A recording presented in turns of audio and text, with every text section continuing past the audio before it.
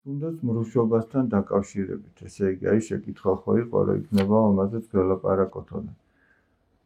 ზოგადად რო ვთქვათ, ყველაფერთან დაკავშირებით ეს წერია, რომ როგორც შენ გინდა რომ ადამიანი მოგექცეს, შენც ისე უნდა მოექცე ადამიანს. მრუშობა რა, როდესაც ადამიანი ღალატობს თავის მეუღლეს, არა? შეიძლება ფიზიკურად მოხდეს, შეიძლება როგორც მაცხვარი ამბობს, ვინცო დედაკაცო ნებით შეხედავ, მან უკვე იმრუშაო თავის გულში.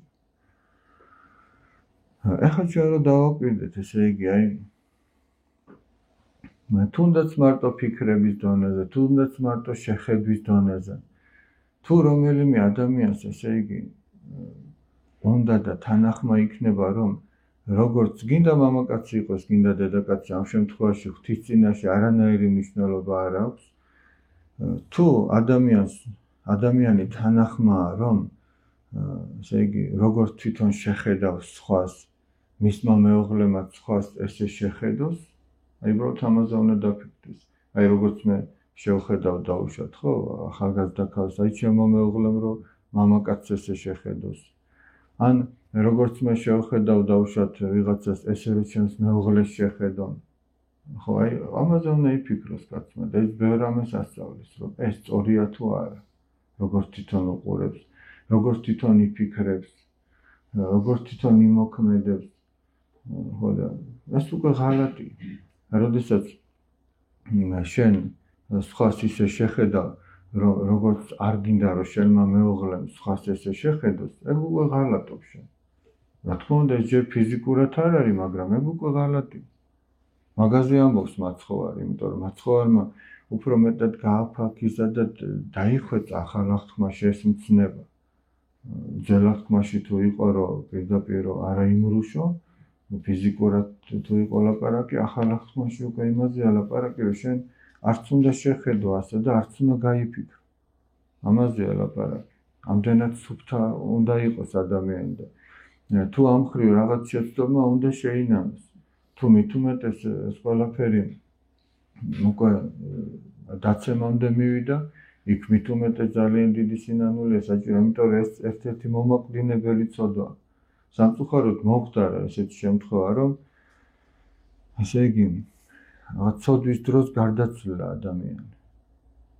ხო და ახლა თქვენ წარმოიდგინეთ უბრალოდ რა, აი როგორ ამბობს წმინდა წინასწარმეტყველი ეზეკიელი, რომ რა მდგომარეობაშიც მოუსწრებს ადამიანს სიკვდილი, იმ მდგომარეობით წარდგება ღვთის წინაშე. და რა მდგომარეობაში მოუსწრებს?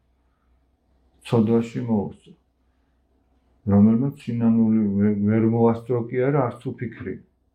ხო და ეს მისთვის წმინდა წერილზე დაყრდნობით ეს მარადიული სატანჯველი. ხო და ვისა აქვს გარანტია, რომ ცოდვის გზაზე მიდის და იქ არაფერი არ მოუღო. იმიტომ რომ ყოფილა შემთხვევა, რომ პირიქით ადამიანი სინანულის გზაზე დამდგარა და იქ გარდაცვლილა, მაგრამ ღმერთს მიუღია მისი ეს გადაწყვეტილებაც კი, რომ მას უნდა შეენანებინა და ის გადარჩენილა. და ეს არის თუნდაც ეს კეთილგონიერი ავაზაკი, ხო? მან ვერც მარხვა მოასწრო და ვერც ლოცვა და ვერც ზიარება, მაგრამ ღმერთმა მისი სინანული შეიწირა. მაგრამ ვისაც შეუძლია რომ მარხვა მოასწროს და ლოცვაც და აღსარებაც და სინანულიც, მან ის უნდა გააკეთოს. იმან იქ ჯვარზე რაც მოახერხა, ყველაფერი გააკეთა. იმას იქ მეც ვერაფერს ვერ მოახერხებ და უბრალოდ. ხო და აქ ვისაც მეტი შეუძლია, მეტი უნდა მოახერხოს. თუ უნდა რომ სული გადაიჩინოს, ჩვენ ხო ახლა ამაზე ვლაპარაკობთ, რომ თუ გინდა რომ სული გადაიჩინო, ესე იგი და სახარება ამას ამბობს, ესე იგი და ამიტომ აი ძალიან დიდი სიფრთხილეა ყველაფერში საჭირო. ყველა ადამიანს უნდა ისე მოექცე, როგორც ჩვენ გინდა რომ მოგექცეს. თუმცა აი ეს ცოდვა ყველა შემთხვევაში გინდა დაოჯახებული იყო და გინდა დასაოჯახებელი. ყველა შემთხვევაში ცოდვა ღვთის წინაშე და ადამიანის წინაშე.